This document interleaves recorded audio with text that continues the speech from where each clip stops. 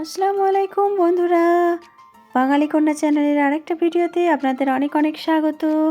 আশা করি আল্লাহর রহমতে আপনারা সকলেই সুস্থ আছেন আর ভালো আছেন। আর আমিও অনেক অনেক সুস্থ আছি আর ভালো আছি। প্রত্যেক দিনের মতো আমি চলে এলাম আজকে আমি একটু সবজিটা কেটে নেবো। আজকে জানো তো অনেক কাজ আছে, অনেক তাড়া। তবে রোজই আমার অবশ্য তাড়া থাকে, কিন্তু আজকেরটা কিন্তু একটু অন্যরকম তাড়া। কারণ আজকে আমাদের একটু অন্য জায়গায় যেতে হবে, সেই জন্য একটু সকাল সকাল মানে হাজব্যান্ডকে ছেড়ে দেওয়ার পর আমি চলে এসেছি এখন সবজি কাটতে। তো সবজিগুলো কেটে নিয়ে তারপরে আমি রান্নায় বসবো। তো জোহানবাবুকে এই খাটের ওপরে রোদ এসেছিলো বলে আমি এখানেই পড়তে বসিয়েছি, আর আমি এখানে দেখতেও পাবো কি পড়ছে না পড়ছে। আর আমি এখানে বসে সবজিটাও কেটে নিচ্ছি তাড়াতাড়ি, কারণ অনেক রান্না বান্না করে তারপরে কিন্তু সমস্ত কাজ গুছিয়ে আমাকে বেরোতে হবে যে কাজের জন্য। কি বলো তো, আমাদের যখন ইনকাম কম থাকে হাজব্যান্ডের, তখন আমাদেরকে কি করতে হয়, বিভিন্ন রকম পন্থা বার করে সংসারের আয় উন্নতির অনেক অনেক চেষ্টা করতে হয়।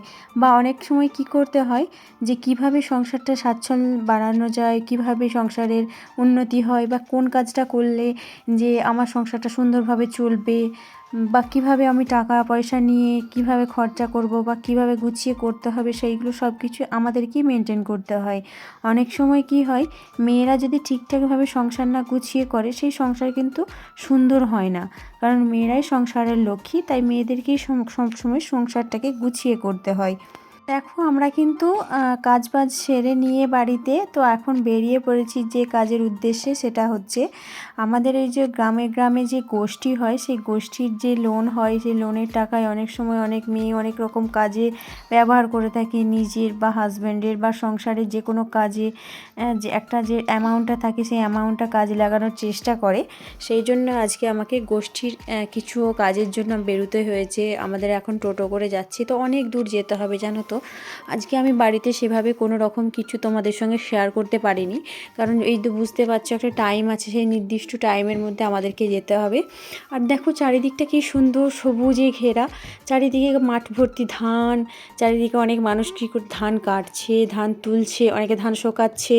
আর চারিদিকে বিভিন্ন সবজির চাষ, মানে কি বলবো, কেউ লাগিয়েছে পটল, কেউ লাগিয়েছে বেগুন, আবার কেউ আবার আলুও বসিয়ে ফেলেছে। বেশ ঠান্ডা ঠান্ডা তো, এই সময় আবার আলুও বসিয়ে ফেলেছে।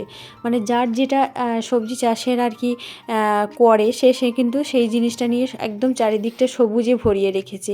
আর আমাকে কিন্তু এই প্রকৃতিটা কিন্তু বেশ ভালো লাগে জানো তো।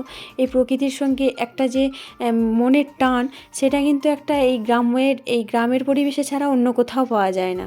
আর এইটা কিন্তু একটা আলাদা মজা। আর এই যে সবাই আমাদের দেখছে চারিদিকে কত সুন্দর ধান তুলছে, কাটছে, কেউ বা আবার বিভিন্ন কাজে ব্যস্ত আছে। তো আজকে আমি কিন্তু অন্য কিছু তোমাদের সঙ্গে শেয়ার করতে পারলাম না, শুধুমাত্র আমরা যাচ্ছি এই যে একটা রাস্তার ধারে। আর এখানে না আমরা এখন দাঁড়িয়ে গেছি জানো তো।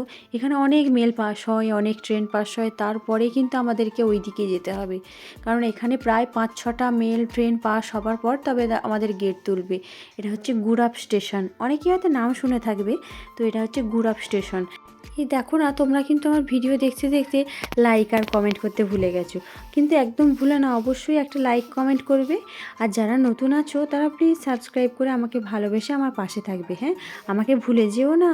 আর গুড়াপ স্টেশনের জন্য একটা কথা বলি জানো তো, এটার একটাই সমস্যা, এমার্জেন্সি থাকলে কিন্তু ওই দিকে যাওয়া যায় না। সেই 5-6-7টা ট্রেন মেল পাস হওয়ার পর তবে গেট তুলে তবে ওই দিকে যাব। এখানে না এত ঝামেলা করছিল জোহানবাবু, বলছে আমাকে বিরক্ত লাগছে মাম্মাম, আমাকে ভালো লাগছে না। আর এখানে একটা চায়ের দোকান ছিল, সেখানে কিছু চিপস আর কুরকুরে ছিল, আর কিছু ওই কি বলে ওটাকে, দিলখুশ, ওটাকে কিনে আর দিলাম। আমি বললাম ওটা খা বাবা, খেয়ে একটু শান্ত হওয়া। যেহেতু তাড়াতাড়ি করে কিন্তু সেভাবে কিছু খেয়ে বেরোতে পারিনি, ওই একটু খিচুড়ি ছিল, ওই খিচুড়িটা খেয়ে আমরা মা, ছেলে আর আমার শাশুড়ি 3জন মিলে বেরিয়ে পড়েছি। কেন বলো তো, এই টাকাটা না প্রচুর জরুরি, প্রচুর দরকারের। আমাদের একটা বেশ ভালো কিছু করার চিন্তাভাবনা আছে, শুধু আমাদের নয়, অনেকেরই কিন্তু এই টাকাটা ভীষণ জরুরি, ভীষণ দরকারের। দেখো দেখতে দেখতে অনেক কিন্তু ট্রেন আর মেল পাস হয়ে গেল। এই যে আমি তোমাদের সঙ্গে যেটা শেয়ার করছিলাম, এই যে এই দাদাটার দোকান থেকে কিছু জিনিস কিনে আমার জোহানবাবুকে দিলাম। তো আজকের মতো এই পর্যন্তই থাক, হ্যাঁ, পরবর্তী আবার ভিডিওতে দেখা হচ্ছে।